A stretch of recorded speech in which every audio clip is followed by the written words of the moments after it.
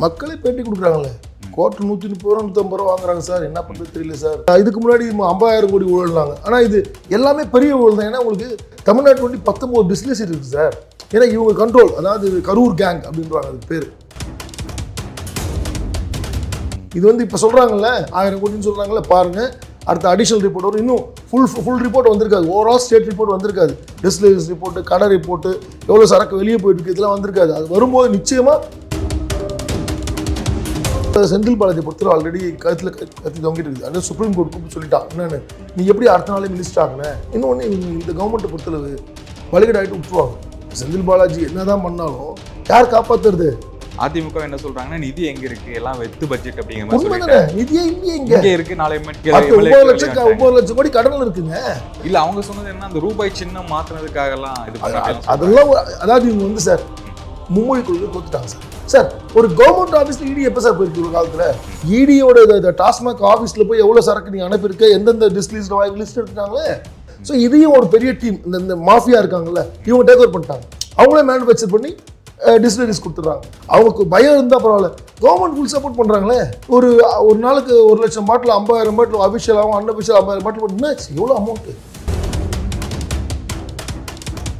மக்களை நம்பி இல்லை, அவங்க பணத்தை நம்பி தான் இருக்காங்க. அதுக்காக சேமிச்சுட்டு இருக்காங்க. என்ன தீர்வு வரும்னு நினைக்கிறீங்க சார்? நிச்சயமாக அரெஸ்ட் பண்ணுவாங்க. இல்லை இப்போ வந்து சிஎம் வந்து மனசு வச்சு இப்போ செந்தில் பாலாஜி அவருடைய இலாக்கா மாத்திட்டாங்கன்னா சார், எந்த இலாக்கா மாத்தினாலும் அது வரல யார் இருந்தாங்கன்னு சொல்லுவாங்க. ஒரு சிஎம் ஜெயிலுக்கு போனாரு இதே விஷயத்துல. அப்புறம் நீங்க எவ்வளவு அல்லாடா இருக்கு நீ. ஸோ உங்களுக்கு அண்டர்ஸ்டாண்டிங் தானே பயப்படுறீங்க. சொல்ல பேசுறதுக்கு அதை பத்தி பேசினா பதில் சொல்ல முடியாதுல்ல உங்களால. ஊழல் நடக்குது. முன்னாடி இவருக்கு எப்படி தெரியும் தானே சார்? ஈடி முன்னாடி இல்ல ஈடி ரைடு வந்து அப்புறம் தான் எங்களுக்கு தெரியும். ரைடுக்கு அப்புறம் தான் ரைடு வந்து தெரியும். குத்துமதிப்பா சொல்றதுதான் சார். சொன்னது இப்போ 500 கோடி சரி, 400 கோடி வேற சார். ஒரு 10 நாள் கழிச்சு அடிஷனல் இன்ஃபர்மேஷன் சொல்லி ஒரு 5000 கோடி 10,000 கோடி சொன்னா என்ன பண்ணுவீங்க? ஒன்றும் இல்லை, 10 ரூபாய் வந்து 20 ரூபா வரும் தெரியுமா? இப்போ கோர்ட்டுக்கு ஃபர்ஸ்ட் 10 ரூபா, இப்போ டைப் பண்ணோன்னு இன்னும் 20 ரூபா வாங்குறாங்க இப்போ ஜாலியா. ஏன்னா அவன் 10 ரூபா அங்கே கொடுத்துருவாங்க, கரூர் கேங் கொடுத்து 10 ரூபா இவன் எடுத்துப்பான்னு நினைக்கிறேன். ஆதாரமற்று பேசுகிறீங்க அப்படின்னு சொல்றாங்களே சார் செந்தில் பாலாஜி. நீங்க வைன் ஷாப்பில் நீங்க இப்போ போகலாமா? போறீங்களா கூட பார்க்கலாமா? கோர்ட் வாங்கலாமா? அந்த 10 ரூபா 20 ரூபா எக்ஸ்ட்ரா பார்க்கலாமா?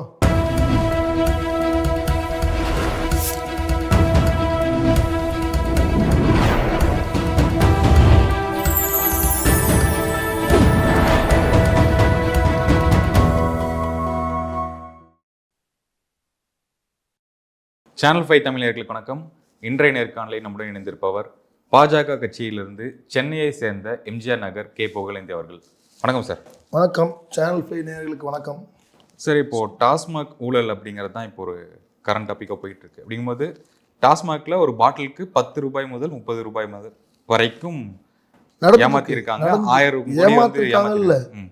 மக்களே பேட்டி கொடுக்குறாங்களே, கோர்ட்டு 130 ரூபா 150 ரூபா வாங்குறாங்க சார், என்ன பண்ணுறது தெரியல சார் அப்படின்றாங்களே. யாரும் அதாவது இவ்வளோ பெரிய பிரச்சனை வந்துட்டும் பயமே இல்லையே சேல்ஸ்மேனுக்கு. ஏன்? ஸோ சேல்ஸ்மேன் மேலதிகாரிகளுக்கு பணம் கொடுத்துரும். ஸோ இங்கேருந்து அதாவது இதுக்கு முன்னாடி வந்து போன ஆட்சிகள்லாம் பார்த்தீங்கன்னா வாங்கியிருக்காங்க. ஆனால் இது வந்து அவங்க கடைக்குள்ளேயே எடுத்துப்பாங்க, தெரியாது வெளியே. அவங்க என்ன கோவம் வந்து என்ன எதிர்த்து பேசினா கூட என்ன பண்ணுவாங்கன்னா சால்வ் பண்ணி அனுப்பிடுவாங்க. இங்கே உங்களுக்கு ரைட் ட்ரையலாக வாங்க சொல்லிட்டாங்க மேலேருந்து. அதுலேருந்து பங்கு போகிறதால அவன் பயப்பட மாட்டேங்கிறான். இப்போ டாஸ்மாக் அதிகாரிகள் வந்து ஏன்னா ஆக்ஷன் எடுப்பாங்கன்னு தெரிஞ்சாலும் பயப்படுவாங்க. பயம் இல்லை இப்போ. ஸோ இந்த சின்ன ஊழல் நமக்கு தெரியும். இப்போ லோக்கல் வைன் ஷாப்பில் பார்க்கும்போது தெரியாது நமக்கு அது 20 ரூபான்றது. ஆனால் பல கோட்டுன்னா பார்த்துக்கோங்க, 1 லட்சம் 2 லட்சம் கோட்டு ஒரு கடையிலையும் ஒரு 1000 கோட்டுன்னு போடுது. தமிழ்நாடு மொத்தமாக பார்க்கும்போது பெரிய ஊழல் அது. இது ஒன்று தான் சின்ன. இந்த விஷயத்துல வந்து இவ்வளோ பெரிய ஊழல் நடக்குது. அதனால் நிச்சயமாக இது இல்லாமல் இன்னும் பல விஷயங்கள் இருக்குது. நான் வந்து இந்த இல்லை எனக்கு என்ன சொன்னீங்கன்னா, நேத்திக்கு இடி வந்து ஒரு அறிக்கை விட்டுருக்காங்க, 1000 கோடி ஊழல் அப்படின்னு அறிக்கை விட்டுருக்காங்க. இன்னைக்கு இந்த தமிழக பட்ஜெட் நடக்கும்போது தான் அதுக்கு முன்னாடி தான் இந்த அறிக்கையை விடணுமா? இதை திசை திருப்பதற்கான வேலையாக தானே இது பார்க்கப்படுது. இது இல்லை, அதாவது இடி வந்து எதிர்பார்த்துட்டு இருக்கு. நல்லா ரைடு முடிச்சு இன்னும் வரலையும் எதிர்பார்த்துருந்தேன். அபார்ட்மெண்ட் வெளியே தான் சொன்னாங்க. இப்போ கிருஷ்ணசாமி ஒருத்தர் 2023 கவர்னர் ஒரு கம்ப்ளைண்ட் கொடுத்தாரு, 1.5 லட்சம் கோடி ஊழல் நடந்திருக்குன்னு. அது மாதிரி இதுக்கு முன்னாடி 50,000 கோடி ஊழல்னாங்க. ஆனால் இது எல்லாமே பெரிய ஊழல் தான். ஏன்னா உங்களுக்கு தமிழ்நாட்டு வந்து 19 டிஸ்டிலரிஸ் இருக்குது சார். ஒரு காலத்தில் வந்து ஒரு 10-15 வருஷம் முன்னாடி பார்த்தா பெங்களூர்லேருந்து நமக்கு சரக்கு வரும். அப்போ ப்ரைவேட் கடைங்கெல்லாம், கவர்மெண்ட்டில் டாஸ்மாக் இல்லை, தனியார் கிட்ட தான் இருந்துச்சு. அந்த காலத்தில் பார்க்கும்போது எனக்கு தெரிஞ்ச வைன் ஷாப் ஓனர்ஸ்லாம் ஃப்ரெண்ட்ஸ் இருந்தாங்க. அதில் சிலர் வந்து அட்டு சரக்குன்னுவாங்க. இது அட்டு இல்லை, அது பெங்களூர்லேருந்து சீல் இல்லாத வர்றது. அதாவது அந்த குவாலிட்டியெல்லாம் அதே தான் இருக்கும், ஆனால் பில் இல்லாமல் வர்றது. இங்கே பிடிச்சா பெரிய காசாக அதை செட்டிங் பண்ணி ஓடுவாங்க. இப்போ ஆனால் கவர்மெண்ட்டே அது மாதிரி பண்ணுது. அதான் இப்போ விஷயம். எப்படின்னா ஒரு நாளுக்கு ஒரு டிஸ்டிலரிஸ்லேருந்து ஒரு 1000 பாட்டில் வெளியே, ஒரு 1,00,000 பாட்டில் வெளியே போது வச்சுக்கோங்களேன். ஒரு டிஸ்டிலரிஸ்க்கு விஷயம் தெரியுமா? ஒரு டிஸ்டிலரிஸ்க்கு தாசில்தார் இருப்பாங்க தெரியுமா? அதாவது அவங்க செக் பண்ணி சீல் அடிச்சதுக்கப்புறம் தான் வெளியே போகணும். அதை வந்து இல்லீகலாக பண்ண ரொம்ப கஷ்டம் அப்போல்லாம். அதாவது கவர்மெண்ட்டும் டாஸ்மாக்கு எக்ஸைஸ் எல்லாம் டைட்டாக இருந்ததுக்கு கஷ்டம். இப்போ என்ன பண்ணாங்க, இன்னொரு விஷயம் அதில் என்ன பண்ணிட்டாங்க, அந்த கவர்மெண்ட் வந்தோடனே இவ்வளோ காலமாக லாரி ஓட்டியிருந்தாங்கல்ல, நீங்கள் இப்போ கவர்மெண்ட் வந்து பெரிய அழுதாங்க, பெரிய சேலஞ்செல்லாம் பண்ணி இந்த லாரி ஓனர்ஸ் எல்லாம் வந்து அழுதாங்க. அதாவது முனீஸ்வரன் கோயிலுக்கு சத்தியம்லாம் போட்டார் ஒரு ஓனர், பார்த்துருக்கீங்களா நீங்கள்? என்ன காரணம் தெரியுமா? அது யாருக்குமே தப்பு தெரியக்கூடாது. பழைய ஆளுங்களுக்கு தெரிஞ்சால் என்ன ஆகும், லீக் ஆகிடும். அதனால் மொத்த லாரியும் மாற்றிட்டாங்க. ஒரு 1000-1500 லாரியை மாற்றி விட்டாங்க, புது லாரி போட்டாங்க எல்லாம். ஏன்னா இவங்க கண்ட்ரோல், அதாவது கரூர் கேங் அப்படின்றாங்க அதுக்கு பேர். 10 ரூபா வாங்குறதுலேருந்து, லாரியில் கொண்டு போகிறதுலேருந்து, அதுக்கப்புறம் டிஸ்டிலரிஸ்லேருந்து மாற்றிக்கொண்டு எல்லாமே everything under control of gang. So அப்படி வரனால தான் உங்களுக்கு அப்படியே மக்கள்கிட்ட தானே இருக்குது. கடைசியில் காசு யார் கொடுக்குறாங்க? பாமர மக்கள் தானே கொடுக்குறாங்க. வெளியே தெரிஞ்சான்னு தீரும், தெரிஞ்சிச்சு இல்லை இப்போ இல்லை அவரே தான் சொல்றாரு. இப்போ ஈடிக்கு தெரியறதுக்கு முன்னாடி எப்படி அந்த நம்பருக்கு 1000 கோடின்னு தெரியுது அப்படின்னு அண்ணாமலை அவர்கள் தான் சொல்றாரு. அவர் சொல்லி தான் 1,00,000 கோடி சொல்லி தான் பரவாயில்ல, அப்ராக்சிமேட்டா. அதாவது பாயிண்ட் வரது தப்பு தானே அது. அது எனக்கே புரியல. அது என்னன்னா, நானே இவ்வளோ கம்மியாக சொல்கிறேன், ஏன்னா பெரிய அமௌண்ட் ஊழல் இருக்குன்னு நினச்சேன் நான். அவர் அப்ராக்சிமேட்டாக சொல்லியிருக்காரு. அது இது மாதிரி, அதாவது காக்கா வைக்கிற பணம் அது மாதிரி தான் இது. எங்கள் தலைவரை பொறுத்தளவு அப்ராக்சிமேட்டாக பெரிய ஊழல் இருந்திருக்கு. இதுவே எனக்கு 1000 கோடி இருக்கா. இது வந்து எனக்கு ஃபஸ்ட்டு ரிப்போர்ட் தான் இருக்கும். நிச்சயமாக அடிஷனல் ரிப்போர்ட், அடுத்த ரிப்போர்ட் சப்மிட் பண்ணும்போது 10,000 கோடி வரும் நிச்சயமாக. இது வந்து இப்போ சொல்கிறாங்கல்ல 1000 கோடின்னு சொல்கிறாங்கல்ல, பாருங்கள் அடுத்த அடிஷனல் ரிப்போர்ட் வரும். இன்னும் ஃபுல் ரிப்போர்ட் வந்திருக்காது. ஓவரால் ஸ்டேட் ரிப்போர்ட் வந்திருக்காது. டிஸ்டிலரிஸ் ரிப்போர்ட்டு, கடை ரிப்போர்ட்டு, எவ்வளோ சரக்கு வெளியே போயிட்டு இருக்கு, இதெல்லாம் வந்திருக்காது. அது வரும்போது நிச்சயமாக 10,000 கோடி இருக்கும் அது. ஏன்னா சார் அவ்வளோ பெரிய அழிக்கவே முடியாது. 20 வருஷமாக ஆட்சி ஆண்டார் சார் ஒருத்தர். 2 வருஷம் சிச்சோடியா உள்ளே இருந்தார் மினிஸ்டர். சிஎம் ஒரு 6 மாதம் உள்ளே இருந்தார். என்ன ஆச்சு, கவர்மெண்ட் ஸ்வீப் பண்ணிட்டாங்க. தப்பு பண்ணாங்க, தண்டனை கிடச்சிச்சு. அதே மாதிரி சத்தீஸ்கர்லையும் நடந்துச்சு. அதனால் இது பெரிய ஊழல். லாஸ்ட் 2 நாள் முன்னாடி கூட ஒரு பெரிய ஜாம்பவான் நம்ம டெல்லி லீக்ஸ் ராஜகோபாலன் சார் பேசும்போது சொன்னார், ஜூன் மாதம் பாருங்க இது கெஜ்ரிவால் நிலைமை இங்கே தமிழ்நாட்டில் வரும்னாரு. இல்லைன்னா நான் சிஎம்க்கு சொல்றீங்களா சொன்னார். டெல்லி லீக்ஸ் Rajagopal around 70 years 75 years old. அவர் ஏதோ இது லைன் இல்லாமல் சொல்ல மாட்டார்ல. 10 வாரத்தில் ஒரு 2 தான் உண்மையாக இருக்கும். ஆனால் இது உண்மை ஊழல் தானே. மறுக்க முடியுமா? அதை மறுக்க முடியுமா? இல்ல அவரே அதுல செந்தில் பாலாஜி பொறுத்தவரை பேசுறாங்க. அதுல செந்தில் பாலாஜி பொறுத்தவரை ஆல்ரெடி கத்தி தொங்கிட்டு இருக்குது. அது சுப்ரீம் கோர்ட் கூப்பிட்டு சொல்லிட்டான், என்னன்னு நீ எப்படி அடுத்த நாளே மினிஸ்டர் ஆகுன, நீ ஏன் மினிஸ்டர் இருக்க மாட்டியா அப்படின்னு. அவரோட சீனியர் அட்வொகேட் சிங்வி சொல்றாரு, கிளைண்ட்டை கேட்டு சொல்றேன், அப்படி பெண்டிங்ல இருக்கு. அது எப்படி இருந்தாலும் பெயில் கேன்சல் ஆகிடும், 100% கேன்சல் ஆகிடும். ஏன்னா நாங்கள் அட்வொகேட் நான் வாட்ச் பண்ணிட்டு இருக்கேன், அது கேன்சல் ஆகிடும் பெயில் நிச்சயமா. கவர்மெண்ட் சைட்ல கவர்மெண்ட் நான் கேட்டு சொல்றேன் பெண்டிங்ல இருக்கு. அதுலயே இப்போ சிக்கல்ல தான் இருக்கு. இப்போ அடுத்தது இது நிச்சயமா பெரிய விஷயமாகும் சார். இல்ல பதவியில் என்ன சார் இருக்கு? இப்போ முதலமைச்சர் தராரு, இவர் அந்த அமைச்சர் பதவியில் வராரு, அவ்வளவுதானே. நான் என்ன சொல்றேன், ப்ரூவ் பண்ண ஊழல் சார். அதாவது ஜாப் ராக்கெட்ல வந்து ப்ரூவ் பண்ண ஊழல் அது. இப்போ இது அந்த ஊழலே பார்த்தீங்கன்னா ஃபர்ஸ்ட் எடுத்தோன்னு பணம் வாங்கிட்டு வேலை கொடுக்கலன்னு திருப்பி கொடுக்கலன்னு தான் கேட்டாங்க. ஆனால் உள்ளே போய் அன்னைக்கு, அதாவது 2023-24 இருந்த அடிஷனல் கமிஷனர் சிஜிபி உள்ளே போய் விசாரிக்க போகும்போது பார்த்தா யாருக்கெல்லாம் பணம் வாங்கி வேலை போட எல்லா லிஸ்ட்டும் வந்துச்சு. ஸோ அரௌண்டு இப்போ 5,000 பேருக்கு குறைஞ்ச 5,000 10,000 பேருக்கு வேலைக்கு எப்படி கொடுத்தா எவ்வளோ வாங்கினாங்க லிஸ்ட்டு ஃபுல்லாக வந்துச்சு. இப்போ வந்து பணம் கொடுத்து வாங்கின பிரச்சனை இல்லை. இப்போ மொத்தமாக ஜாப், அதாவது வேலை வாங்கி கொடுக்குறது பணம் வாங்கின கேஸ் ஆகிடுச்சு இப்போ இது. ஸோ அதனால சுப்ரீம் கோர்ட் டபுள் பெஞ்சில் தெளிவாக ரிப்போர்ட் கொடுத்துட்டான். அதுக்கப்புறம் தான் அவர் அடுத்த சுப்ரீம் கோர்ட் ஜட்ஜ்மெண்ட் வந்து ஒரு வாரத்தில் தான் உள்ளே போகிறார் அவர். அதனால் அந்த மேட்ரே இன்னும் பெரிய தொங்கிட்டு இருக்குது. இப்போ அடிஷனலாக வந்துச்சு. இபியில் வேறு பெருசாக போயிட்டுருக்கு. அடுத்தது இபிலையும் கரெக்டாக போயிட்டுருக்குல அடுத்தது. ஸோ இது வந்து இவங்க வந்து இவருக்கு ஒண்டி தான் கவர்மெண்ட்லேருந்து எப்படி சம்பாதிக்க தெரியும்னு கற்றுக்கிட்டாங்க, தெரியுது. அதனால் இவர் யூஸ் பண்ணுறாங்க இவங்க. இன்னொன்று இவங்க இந்த கவர்மெண்ட்டை பொறுத்தளவு வழிகடாயிட்டு விட்டுருவாங்க. அது மாதிரி நிறைய பேருக்கு எடுத்துக்காட்டுது கவர்மெண்ட்டில். இப்போ செந்தில் பாலாஜி என்ன தான் பண்ணாலும் யார் காப்பாற்றுறது? நிச்சயமாக இந்த கவர்மெண்ட்டில் யாரையும் அவங்க காப்பாற்ற மாட்டாங்க. வாங்குவாங்க, ஒன் வே தான் இது, திருப்பி வர முடியாது. இன்னைக்கு பட்ஜெட் வந்து நடந்திருக்கு. ஆமா வெளிநடப்பு வந்து பாஜகவும் பண்ணியிருக்காங்க, அதிமுக பார்த்தேன் பண்ணியிருக்காங்க. பார்த்தேன் அதிமுக என்ன சொல்றாங்கன்னா நிதி எங்க இருக்கு, எல்லாம் வெத்து பட்ஜெட் அப்படிங்கிற மாதிரி உண்மைதானே, சொல்லிட்டாங்க. நிதியே இல்லையே இங்க. இங்க இருக்கு, நாளை எம்எல்ஏ 9 லட்சம் கோடி கடன்ல இருக்குங்க. எங்க நிதி இருக்கு? வெத்து பட்ஜெட் தான் அது. அது இல்லாம இப்ப பாரு எவ்வளவு நாளா லேப்டாப் கொடுக்கல, அண்டர்ஸ்டாண்டிங்ல வந்து பண்றாங்களோ அப்படிங்கிற மாதிரி தான் இது இருக்கு. வந்து நம்மளோட நான் பார்த்தேன் இங்க போயிட்டு எங்க பாஜகவோட தலைவர் பேசுனதை பார்த்தேன். மெயினா இந்த ஊழல் பத்தி தான் மெயினா எடுத்தோம். நம்ம இந்த கவர்னர் தீர்மானம் கூட கண்டுக்கவே இல்லை, அவங்க ஏத்துக்கவே இல்லை. அப்புறம் தான் வெளியே வந்தாங்க எங்க எம்எல்ஏஸ் எல்லாம் பார்த்தோம் வெளியே வந்தாங்க. இல்ல அவங்க சொன்னது என்ன, அந்த ரூபாய் சின்னம் மாத்துனதுக்காக எல்லாம் இது பண்ணாங்க அதெல்லாம். அதாவது இவங்க வந்து சார் மும்மொழி கொள்கை தோத்துட்டாங்க சார். நானே பப்ளிக் கிட்ட போய் பார்க்குறேன், ஒரு தெருவில் போனால் 100% எல்லாருமே அக்செப்ட் பண்ணிக்கிறாங்க. 1-2 பேர் கேள்வி கேட்குறாங்க, விஷயத்த சொன்னோன்னே அது கரெக்ட் தாங்க, அது கரெக்ட் தாங்க, நாங்கள் ஹிந்தின்னு நாங்கள் சொல்லுங்க, நான் ஏன்னா மொழி தாங்க சொல்கிறோம். இப்போ ஒரு பெரிய மூத்த தலைவர் ஒருத்தர் சொன்னார், ஒரு தமிழ்நாட்டில் ஒண்டி 1 கோடி தெலுங்கு பீப்புள்ஸ் இருக்காங்களாம். இது மாதிரி ஒரு பார்டர் போட்டிங்கன்னா அந்தந்த பார்டரில் இருப்பாங்க. ஸோ அவங்களுக்குலாம் ஒரு யூஸ்ஃபுல்லாக இருக்குல்ல, ஒரு 3ஆம் மொழி கற்றுக்கிறது நல்லது தானே. எவ்வளோ கஷ்டப்படுறாங்க ஒருத்தர். இப்போ ஒவ்வொரு தாய்மொழி இருக்கணும்னு கற்றுக்க ஆசைப்படுவாங்கல்ல, வேலைக்காக இங்கே வந்து செட்டில் ஆகிடுறாங்க, ஒரு ஆசைப்படுவாங்கல்ல, அது கொடுத்தா தப்பு இல்லையே. அதனால் அது மாதிரி இவங்க நிறைய தப்பு பண்ணிட்டு இருக்கிறாங்க. நிச்சயமாக வெளியே வரலாம். இல்லை இவங்க என்ன சொல்கிறாங்கன்னா, இந்த சிம்பிள் மாற்றிட்டாங்க, இதுக்காக நாங்கள் வெளியிட பண்ணுறோம், அதுவும் ஒரு காரணம். அதுவும் ஒரு காரணம் கிடையாது. மெயின் வந்து 1000 இது இடி ஊழல் தான், இது டாஸ்மாக் ஊழல் தான் சார். ஒரு கவர்மெண்ட் ஆஃபீஸில் இடி எப்போ சார் போயிருக்கு ஒரு காலத்தில்? இண்டிவிஜுவல் வீட்டுக்கு போவோம், இதுக்கு இடி போவான், ஊழல் பண்ண வீட்டுக்கு போவான், கரப்ஷன் பண்ண காசு எவ்வளோ இருக்குன்னு பார்ப்பான், அவனோட வருமானத்து அதிகமாக இருக்க சொத்து இருக்கான்னு கம்ப்ளைண்ட் தான் போய் பார்ப்பாங்க. இடியோட டாஸ்மாக் ஆஃபீஸில் போய் எவ்வளோ சரக்கு நீங்கள் அனுப்பியிருக்க, எந்தெந்த டிஸ்டிலரிஸ் வாங்கி லிஸ்ட் எடுத்துட்டாங்களே. இப்போ டிஸ்டிலரிஸ் பார்த்தீங்கன்னா அந்த கவர்மெண்ட் இருந்தப்போ படப்பேல் என்ன டிஸ்டிலரிஸ் சசிகலா அவங்க ஓனராக இருந்தாங்களே, அங்கே தான் அதிகமாக எடுப்போம். இப்போ அப்படி இல்லை, இப்போ அங்கேயும் எடுக்கிறாங்க. அது என்ன பண்ணிட்டாங்க, அவங்க இன்னொரு தனியாருக்கு கொடுத்துட்டாங்க கான்ட்ராக்ட். ஸோ இதையும் ஒரு பெரிய டீம், இந்த மாஃபியா இருக்காங்கல்ல, இவங்க டேக் ஓவர் பண்ணிட்டாங்க. அவங்களே மேனுஃபேக்சர் பண்ணி டிஸ்டிலரிஸ் கொடுத்துட்றாங்க. ஸோ அவங்க வெளியே போயிட்டாங்க. இப்போ எங்கெல்லாம் மேனுஃபேக்சரிங் பெருசாக இருக்கிற டேக் ஓவர் பண்ணிட்டு, ஏன்னா வெளியே தெரியக்கூடாதுல்ல. இது மெயினாக வந்து அஃபிஷியலாக வருது, அன்அஃபிஷியலாக வருது. வெளியே தெரிஞ்ச என்ன ஆகும்? அதனால் இது பெரிய மாஃபியா மாதிரி டிஸ்டிலரிஸ் ஓனர்ஸே பெரிய மாஃபியாவை செயல்படுறதுனால தான் இந்த விஷயம் நடக்குது. அவங்களுக்கு பயம் இருந்தால் பரவாயில்ல, கவர்மெண்ட் ஃபுல் சப்போர்ட் பண்ணுறாங்களே. இப்போ சார் ஒரு குவார்டர் மேனுஃபேக்சரிங் காஸ்ட் பார்த்தா 20 ரூபா சார், அப்ராக்சிமேட்டாக சொல்கிறேன். வெளியே வரும்போது டேக்ஸோட சேர்த்து 150 ரூபா. ஒரு நாளுக்கு 1 லட்சம் பாட்டில் 50,000 பாட்டில் அஃபிஷியலாகவும் அன்அஃபிஷியல் 50,000 பாட்டில் என்னாச்சு, எவ்வளோ அமௌண்ட்டு? ஸோ இந்த கிருஷ்ணசாமி முன்னாள் எம்எல்ஏ கொடுத்தாருல, எனக்கு 100% அது வந்து அதுக்கு மேலே தான் இருக்கும் ஊழல். அது அவங்களுக்கு பெரிய பெரிய ஆதாரம் கிடச்சிருக்கா தவிர மிகப்பெரும் ஊழல் இது. தொகுதி இப்போ வந்து எல்லா சட்டமன்ற தொகுதி பணமே செட்டில் பண்ண ஆரம்பிச்சிட்டாங்க சார். அடுத்த எலெக்ஷனுக்கு மக்களை நம்பி இல்லை, அவங்க பணத்தை நம்பி தான் இருக்காங்க, அதுக்காக சேமிச்சுட்டு இருக்காங்க.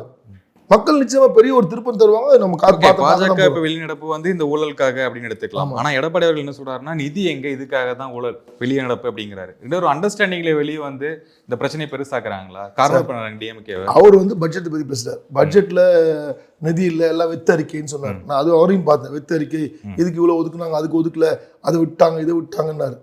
என்ன சொல்றேன், அதெல்லாம் விட்டோம். மெயின் நமக்கு ஊழல் தான் சார், பேசியிருக்கணும், அதெல்லாம் பேசியிருக்கணும். ஏன் அதை பேசல நீங்க? எதிர்கட்சியும் இல்லை, எதிர்கட்சியும் எடுத்து பேசிருக்கணும், அதையும் பேசியிருக்கணும். ஏன் பேசல? என்னை பொறுத்தளவு நான் கட்சி தெரியாது, திராவிட கட்சிகள் டோட்டலா வந்து இந்த அது ஒரு 5 வருஷம், இது ஒரு 3-4 வருஷம் ஆகிப்போகுது. 9 வருஷமா ஸ்வீப் பண்ணிட்டாங்க டோட்டலா. கஜானாவையும் ஸ்வீப் பண்ணிட்டாங்க. எங்கெல்லாம் எப்படிலாம் பணம் எடுக்கணும் எல்லாம் எடுத்துட்டு இருக்காங்க. ஓகே, இப்போ அண்ணாமலை அவர்களும் சொன்னாரு, ஈடியோட அறிக்கை வரக்காக தான் காத்துக்கிட்டு இருந்தேன். ஆமா, இதுக்கப்புறம் என்ன பண்ணுவாங்க? ஆர்ப்பாட்டம் அறிவிச்சிருக்காங்க. 15 ஆர்ப்பாட்டம் அறிவிச்சிருக்காங்க. டாஸ்மாக் தலைமை அலுவலகத்தில் ஆர்ப்பாட்டம், பிஜேபி சார்பாக ஆர்ப்பாட்டம் பண்ணோம். என்ன தீர்வு வரும்னு நினைக்கிறீங்க சார்? நிச்சயமா அரெஸ்ட் பண்ணுவாங்க. யாரெல்லாம் தப்பு பண்ணாங்களோ, ஊழல் பணத்தை வெளியே கொண்டு வருவாங்க, அரெஸ்ட் பண்ணுவாங்க. நிச்சயமா இது சார்ஜ் ஷீட் எஃப்ஐஆர் போடுவாங்க, அதுக்கப்புறம் அரெஸ்ட் பண்ணுவாங்க. இதுல வந்து அதிகாரிகளே கூட மாட்டுவாங்க, சொல்ல முடியாது. அதுக்கப்புறம் தான் மந்திரிலாம். இல்ல இப்போ வந்து சிஎம் வந்து மனசு வச்சு இப்போ செந்தில் பாலாஜி அவருடைய இலாக்கா மாத்திட்டாங்கன்னா சார், எந்த இலாக்கா மாத்திராலும் அது வரல யார் இருந்தாங்கன்னு சொல்லுவாங்க. இப்ப சிஎம்க்கு இந்த விஷயம் தெரியுமா தெரியாது? இடி உள்ள போச்சா இல்லையா? ஒரு கவர்மெண்ட் ஆஃபீஸ்ல இடி போச்சு, ஏன் அவருக்கு போகிற ஒரு அறிக்கை கூட உள்ள விட்டுருக்கணும்ல சார். இப்போ இடி உள்ள போய் ரைட் பண்ண டாஸ்மாகோட ஆஃபீஸ்ல, ஹெட் ஆஃபீஸ்ல போய் உள்ள போய் ஒரு வாரம் மேலே ஆயிடுச்சு சார். இன்னைக்கு ஒரு பதிலே சொல்லல சார். ஒரு விழாவில் கலந்துட்டு இருக்காரு. இல்லை, இது அவரோட பாயிண்ட் என்னன்னா, அந்தந்த துறை அமைச்சர் வந்து பதில் சொல்றாங்களே அப்படிங்கிறாருல சார். நான் என்ன சொல்றேன், பணம் பேசுறீங்க. இது ஆல்ரெடி பல ஒரு சிஎம் ஜெயிலுக்கு போனாரு இதே விஷயத்துல. அப்புறம் நீ எவ்வளவு அல்லாடா இருக்கு நீ. ஸோ உனக்கு அண்டர்ஸ்டாண்டிங் தானே பயப்படுறீங்க சொல்ல, பேசுறதுக்கு. அதை பத்தி பேசினா பதில் சொல்ல முடியாதுல்ல உங்களால. இதுல ஒரு 2 கவர்மெண்ட் போயிடுச்சு சார். இதனால பயம் இருக்குன்னு பயம் இல்லை உங்களுக்கு, பயம் இல்லை, அதான் பிரச்சனை.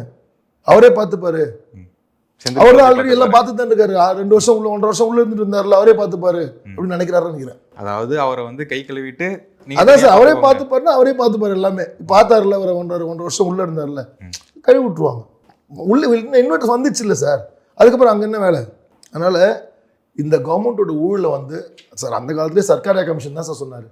விஞ்ஞானபூர்வமாக சர்க்கரையை வந்து எறும்பு சாப்பிட்டுச்சு தெரியுமா உங்களுக்கு? கோணியை வந்து செதல் கடிச்சிச்சு சொன்னவங்க.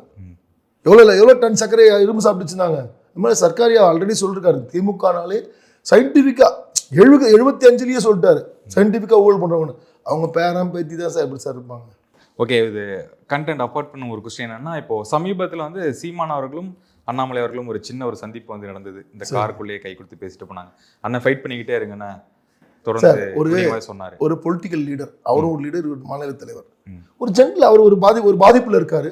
அப்போ உங்க உரிமைக்கு நீங்க உங்களுக்கு நியாயம் இருந்தால் போராடுங்கன்னு சொல்ற தப்பு இல்லையே? தப்பா இல்ல, அதுல எந்த தப்புமே இல்ல. இப்போ திமுக தான் குடைச்சல் தர்றாங்கன்னு ரெண்டுத்துக்குமே தெரியும், அதுதானே சார். நான் என்ன சொல்றேன், சட்டத்துக்கு உட்பட்டு உங்களுக்கு நியாயம் இருந்தால் போராடுங்கன்னு தான் சொல்றாரு, தப்பு இல்லையே? இப்போ எங்கள் தலைவர் மேலே எவ்வளோ கேஸ் போட்டுட்டு இருக்காங்க, நாங்கள் பார்க்க தயாராக தான் இருக்கோம். எப்போ நாங்கள் வந்து ஊழல் பட்டியல் கொடுக்க ஆரம்பிச்சோம் அப்போது இது மேலே பெட்டி கேஸ் ஏதோ போகிற இடத்துலாம் கேஸ் தான் போடுங்க, நாங்கள் போடுங்கன்னு தான் சொல்கிறோம். இப்போ நான் இப்போ 4 17ஆம் தேதி கூட நிச்சயமாக நான் பர்மிஷன் கொடுக்க போடுறதில்ல. கொடுப்பாங்களா டாஸ்மாக்கு? அரெஸ்ட் தான் பண்ணுவாங்க நிச்சயமாக, தயாராக தான் இருக்கும். இல்லை, இப்போ சீமான் அவர்கள் பேரணி, அமைதி பேரணிக்கு அவங்க பர்மிஷன் தரல, எதுக்குமே தர மாட்டாங்க சார். ஆனால் நான் ஒரு இப்போ நாங்கள் கையெழுத்து இயக்கம் நடத்தணும் சார் எம்ஜிஆர் நகரில். அப்போ எங்கள் முன்னாள் மாநில தலைவர், முன்னாள் கவர்னர் அவங்க தான் வராங்க. என்ன சார் கையெழுத்து வாங்கிட்டு போயிட்டு போகிறாங்க. ஒரு 100 போலீஸ் கேரோ பண்ணிட்டாங்க சார். என்ன பண்ணுவீங்க? ஒரு கையெழுத்து நாங்கள் என்ன சொல்கிறோம், உங்களுக்கு பிடிச்ச கையெழுத்து போடுன்னு சொல்கிறோம். அனுமதி வாங்கியிருந்தா அந்த பர்மிஷன் கொடுத்துருப்பாங்க. இது என்ன சார், இது பப்ளிக் மீட்டிங், அது அஜிடேஷன். அது நாங்கள் தலைவர் அதான் சொன்னாங்க அந்த அம்மா. நாங்கள் அஜிடேஷன் இல்லைங்க, அது நாங்கள் போராட்டத்துக்கு வரல, நாங்கள் ஒன்றும் பப்ளிக் மீட்டிங், ரோட்டில் பப்ளிக் மீட்டிங்க்கு வரல. ஒரு வீடாக போய் கையெழுத்து வாங்கிட்டு போகிறோம், அவ்வளோ. நாங்கள் 100 50 10 பேர் 20 பேர் போவோம், கையெழுத்து வாங்குவோம். உங்களை தான் நாங்கள் சொன்னோம், பர்மிஷன் கொடுக்கலையே நீங்கள். ஆனால் எங்களெல்லாம் அரெஸ்ட் பண்ணி உட்கார வச்சுட்டாங்க கொண்டு போய், நாங்களாம் அரெஸ்ட் ஆகிட்டோம். அதுக்கப்புறம் பார்த்தா டக்குன்னு ஒரு திமுக 10 20 பேர் வந்து எங்கள் இதில் கரெக்டாக பண்ணுறாங்க. அப்போ அவங்க பர்மிஷன், அவங்க எப்படி கொடுத்தீங்க பர்மிஷன்? அவங்க மேலே கேஸ் போட்டிங்களா? நாங்களாவது நோட்டீஸ் கொடுக்க போனோம். நீங்கள் வந்து தடை பண்ணதால தான் எங்களுக்கு இவ்வளோ பிரச்சனை ஆச்சு. இல்லை நாங்கள் பாட்டு நோட்டீஸ் கொடுத்துட்டு கையெழுத்து வாங்கிட்டு போயிருப்போம். நீங்கள் தடுத்ததால தான் அந்த இஷ்யூ ஆச்சு. ஆனால் இமீடியட்டாக திமுக காரங்க வந்து எங்களை எதிர்த்து போராட்டம் பண்ணுறாங்க. அப்போ கைகலப்பாயிருக்கும்ல. எதுக்கு? ஏன் இதுக்கு அவங்களே கொண்டு வந்து பேச வைக்கிறாங்க. ஏன்னா நாங்கள் பாருங்கள், நாங்கள் பர்மிஷன் பாதுகாப்பு கொடுக்கலாம், இவங்க வந்து அடித்தடியாக இருக்கும் சார். எப்போ நாங்கள் 9:30 10 மணிக்கு சார் எங்கள் இஷ்யூ நிகழ்ச்சி, இவங்க 12:30 மணிக்கு வந்து போராட்டம் பண்ணுறாங்க. ஏன்? இவங்களே கிளப்பி விட்றாங்க, ஆளுங்கட்சி தான் சார். நாளைக்கு என்ன டிஃபென்ஸ் பண்ணும்போது என்ன பண்ணுவாங்க சார்? பார்த்தீங்களா திமுக கலாட்டா பண்ணலாம், பார்த்தீங்களா நாங்கள் தடுக்கலாம், நாங்கள் பாதுகாப்பு கொடுக்கலாம், எங்கள் முன்னாள் கவர்னருக்கு எப்படி நாங்கள் எப்படி டிஃபென்ஸ் கொண்டு வராங்க பாருங்க. இப்போ போலீஸ் ஸ்டேஷன்லாம் நான் பார்க்குறேன், நிறைய கம்ப்ளைண்ட், ஜெனூன் கம்ப்ளைண்ட் இருக்கும். ஆனால் அந்த கம்ப்ளைண்ட்டை க்ளோஸ் பண்ணுறதுக்கு, அதாவது தப்பு பண்ணவங்கிட்டு ஒரு கம்ப்ளைண்ட் வாங்கிட்டு பாதிக்கப்பட்டவனுக்கு எக்ஸ்ட்ரா கம்ப்ளைண்ட் கவுண்டர் கம்ப்ளைண்ட் வாங்கி க்ளோஸ் பண்ணுவாங்க. இது போலீஸ் வந்து கீழ் லெவல்லேருந்து ஒரு முன்னாள் மாநிலத்தர், பிஜேபியோட முன்னாள் அவங்க கிட்ட வரல இந்த இதையே ஃபாலோ பண்ணுறாங்க, இந்த ஃபார்முலாவே ஃபாலோ பண்ணுறாங்கன்னா எவ்வளோ சீப்பான ஹேண்ட்லிங் பாருங்கள். யாருக்கு பாதிக்கப்படுறாங்களோ அவங்க தான் சார் நடவடிக்கை, அவங்க தான் சார் பெட்டிஷன் வாங்கினீங்க. இல்லை, சட்ட ஒழுங்கு வந்து பொதுவாகவே இப்போ சீர்கேடாக தான் இருக்கு. சீர்கேடு இல்லை, சொல்லிட்டாங்க, பயங்கரமாக போக வேண்டியது கிடையாது. சட்டம் சீர்கேடாக ரீசெண்டாக பார்க்குறேன் சார். நேற்று கூட ஒரு இஷ்யூ பார்க்குறேன் சார். நான் பாதிக்கப்பட்டவங்ககிட்ட கம்ப்ளைண்ட் வாங்கி நடவடிக்கை எடுக்காம பாதிக்கப்பட்டவங்க கம்ப்ளைண்ட் லூஸ் பண்ணுறதுக்கு, அவங்களோட வேகத்தை குறைக்கிறதுக்கு ஒரு தப்பு பண்ணவங்கிட்ட கம்ப்ளைண்ட் வாங்கிட்டு கவுண்டர் கம்ப்ளைண்ட் வாங்கி உன்னத்துக்கு உள்ள போட்டுருவேன். இது நான் நிறைய அதிகாரி பார்க்குறேன், 3 வருஷமாக பார்க்குறேன் நான். பயங்கர ஒஸ்ட்டாக இருக்கு. ஐயோ, அதாவது கவர்மெண்ட் சரியில்லைனால அதிகாரிகள் இஷ்டப்படி செயல்படுறாங்க, இதுதான் உண்மை. ஓகே, இப்போ அண்ணாமலை அவர்களும் வந்து தொடர்ந்து செந்தில் பாலாஜி அவர்களே வந்து சில பிரச்சனைகள் கொடுக்குற மாதிரி ஒரு கேள்விகள் தான் வந்து ரிப்போர்ட்டர் சைடும் கேட்குறாங்க. செந்தில் பாலாஜி அவர் என்ன சொல்றாருன்னா, சார் இந்த இஷ்யூ நீங்க தலைவர் மொழிகளுக்கு பற்றி பேசியிருக்காங்க, அதை பற்றி தான் அந்த டாபிக் தான் ஓடிட்டு இருக்கு. உள்ளலாம் இப்போ எங்கள் மத்திய அமைச்சர் தர்மேந்திர பிரதான் பற்றி பேசியிருந்தோம். இப்போ வந்து இந்த இஷ்யூ ஈடி போனதுக்கு அப்புறம் தான் எனக்கு நாங்கள் வரோம். அது உள்ளே நாங்கள் ஊழல் நடக்குது, ஈடி இவருக்கு எப்படி தெரியும்? ஈடி ரைடு வந்து அப்புறம் தான் எங்களுக்கு தெரியும். ரைடுக்கு அப்புறம் தானே ரைடு வந்து தெரியும். அந்த amount எப்படி எக்ஸாக்ட்டா வரும்? அதுதானே சார் குத்து மதிப்பா சொல்றதுதான் சார் இது என்ன குத்து சார் மதிப்பா சொன்னது இப்போ ஒரு 500 கோடி சரி சொல்லி 400 கோடி வந்தா வேற சார். ஒரு 10 நாள் கழிச்சு அடிஷனல் இன்ஃபர்மேஷன் சொல்லி ஒரு 5000 கோடி 10000 கோடி சொன்னா என்ன பண்ணுவீங்க நீங்க? அப்படி இருந்தா பிரச்சனையே இல்ல சார். வரும். இப்போ ஒரு 1000 கோடி இது வந்து எக்ஸாக்ட்டா நான் சொல்றேன் ஃபைனல் ரிப்போர்ட் இது ஃபர்ஸ்ட் ரிப்போர்ட் ஃபைனல் ரிப்போர்ட் பெரிய ஊழல் இருக்குன்னு நான் சொல்றேன். ஏன்னா ஆல்ரெடி கிருஷ்ணசாமி வந்து 1.5 லட்சம் கோடி ஊழல் சொல்லியிருக்காரு. நீங்க சார் வெளிய டாஸ்மாக்ல இல்ல செந்தில் பாலாஜியே சொல்ற 40000 கோடி என்னமோ சொல்றாங்க. டாஸ்மாக் சினிமா படம் போல சொல்லிட்டு இருக்காங்க. டாஸ்மாக்ல வர்ற எவ்வளவு குவாண்டிட்டி வருதோ அது இல்லீகலா வர குவாண்டிட்டி கணக்கு பண்ணீங்கன்னா நிச்சயமா பெரிய அமௌண்ட் வரும் சார். ஒன்றும் இல்லை 10 ரூபாய் வந்து 20 ரூபாய் வரும் தெரியுமா? இப்போ கோர்ட்டுக்கு ஃபர்ஸ்ட் 10 ரூபாய், இப்போ டைப் பண்ணோன்னு இன்னும் 20 ரூபாய் வாங்குறாங்க இப்போ ஜாலியா. ஏன்னா அவன் 10 ரூபா அங்கே கொடுத்துருவாங்க, கரூர் கேங் கொடுத்து 10 ரூபாய் எடுத்துப்பான்னு நினைக்கிறேன். ஆதாரமற்று பேசுகிறீங்க அப்படின்னு சொல்றாங்களே சார் செந்தில் பாலாஜி. நீங்க வைன் ஷாப்பில் நீங்க இப்போ போலாமா? இப்போ வரீங்களா என் கூட பார்க்கலாமா? கோட் வாங்கலாமா? அந்த 10 ரூபாய் 20 ரூபாய் எக்ஸ்ட்ரா பார்க்கலாமா? அது நடந்துட்டு தான் இருக்கு. நானே கேள்விப்பட்டிருக்கேன். அப்புறம் அதான் சொல்றேன், நான் பொய் சொல்லியே. இப்போ நம்ம போனாலும் சரி அதுதான் அவங்க பயந்தாதான் சார். இப்போ டாஸ்மாக்ல நம்ம நடவடிக்கை எடுப்பாங்க, நம்ம அதிகமாக வாங்கி போலீஸ் பிடிச்சாலும் வீடியோ எடுத்தாலும் கவலை பண்ணுவீங்க சார். நீங்கள் நியூஸ் சேனல் போனாலும் பயப்பட மாட்டேங்கிறானே அவன். நான் வேணா பண்ணிக்கோ, நான் கப்பம் கட்டணும் அதனால வாங்கினா திருவன்றான். அதனால இந்த கவர்மெண்ட் வந்து பயம் இல்லை. ஏன்னா ஊழல் பண்ணுறவங்களுக்கு வந்து பயம் இருந்துச்சுன்னா கொஞ்சம் பயந்து பண்ணுவாங்க. பயமே இல்லை இவங்களுக்கு. ஏன்னா அடுத்த எலெக்ஷனுக்கு எவ்வளோ பணம் சேர்க்கணும், எப்படி இது பண்ணணும், அந்த வேலையில் இருக்காங்க. இன்னொன்று பயம் வேறு வந்துச்சு. இப்போ அந்த கூட்டணி எப்போ உடையும், ஒரு பக்கம் கூட்டணி பிரச்சனை, அவருக்கு வலிமையா இருக்காங்களே. வலிமைன்னு சொல்லிட்டு இருக்கீங்க சார். நேற்று கூட முந்தானத்து கூட பலமா இருக்கு சார். யாரு வெளியே போறேன்னு சொன்னாங்க. முந்தானத்து கூட விடுதலை தலைவர் வந்து ஒரு ஏதோ போராட்டம் நடத்துற சொன்னு பர்மிஷன் கொடுக்கலாம் பிடிச்சி ஏறாரு அவரு. சார் ஒரு போன வருஷமே மது ஒழிப்பு மாநாடு நடத்துறாரு. அது எதுக்கு? அது மது ஒழிப்பு மாநாடு இல்லை சார். அவருக்கு வந்து ஒரு எதிர்ப்பு. அது வந்து அவங்க கட்சியில இருந்து நிறைய பேர் இந்த அதாவது தாவேக்க ஆரம்பிச்ச உடனே 2 கட்சி தான் பாதிச்சிச்சு. நானே நிறைய காலனிஸ்ல பார்த்தேன். அதிகபட்சம் தலித் மக்கள் நிறைய பேர் தாவேக்காக்கு போனாங்க. நான் கண்ணெதிரில் வில்லேஜில் பார்த்தேன். அதே மாதிரி சீமான்ட்டு நிறைய பேர் போனாங்க. ஸோ அதுக்காக அது ஒரு பிடிப்புக்காக. ஆனால் அங்கே பார்த்தீங்கல்ல வந்ததில் 1 லட்சம் ஒரு 20,000 பேர் வந்தாங்கன்னா 10,000 குடிச்சு தான் வந்தான். பார்த்தீங்களா மது ஒழிப்பு மாநாட்டில்? பார்த்தீங்களா? அதே மாதிரி தாவேக்கா மாநாட்டில் பார்த்தீங்கன்னா அங்கேயும் என்ன பார்த்தீங்கன்னா பார் மாதிரி யூஸ் பண்ணியிருந்தான். அதுவும் வீடியோ பார்த்துருப்பீங்களா? சரி, இதெல்லாம் வந்து என்னைக்கு வேணால் என்ன நடக்கலாம் சார். இப்போ மினிஸ்ட்ரி கேட்குறாரு அவர், எனக்கு மந்திரி சபையில் இடம் கொடுன்னு கேட்குறாரு. நிறைய விஷயங்கள் இருக்கு. இப்போ எனக்கு என்ன தெரிஞ்சாலும் இன்னொரு 6 மாதம் ஆகும் சார். இந்த ஜூனுக்கு அப்புறம் ஜூலை செப்டம்பருக்கு அப்புறம் தான் சார் ஸ்பீட் ஆகும். அதுக்குள்ளே யாரால எங்கே போகிறான்னு தெரியும். ஊழல் எவெல்லாம் உள்ளே போகிறான்னு இருக்குல்ல, உள்ளே போகிற விஷயம்லாம் இருக்குல்ல. இன்னும் எனக்கு தெரிஞ்சு கட்சி மாற்றம் சொல்கிறீங்களா? இல்லை, ஜெயிலுக்கு போகிறவங்க இருக்காங்களே. இன்னும் இந்த இடி வந்துச்சு, அடுத்தது சுப்ரீம் கோர்ட் பெண்டிங்கில் இருக்குது. இன்னும் நிறைய மந்திரிங்களுக்கு நிறைய கேஸ் பெண்டிங் தான் சார் இருக்குது. ஆனால் இது இந்த 6 மாதத்துக்கு அப்புறம் தெரியும் இந்த ஆட்சியாளர்களுடைய நிலைமை என்ன, ஊழலுக்கு என்ன தண்டனை கொடுக்க போறாங்க, ஊழலுக்கு என்ன நடவடிக்கை எடுக்க போறாங்கன்றதுலாம் சீக்கிரமே தெரிய வரும். ஓகே சார், தொடர்ந்து பேசும் நேர்காணல் மிக்க நன்றி. வணக்கம். நன்றி, வணக்கம்.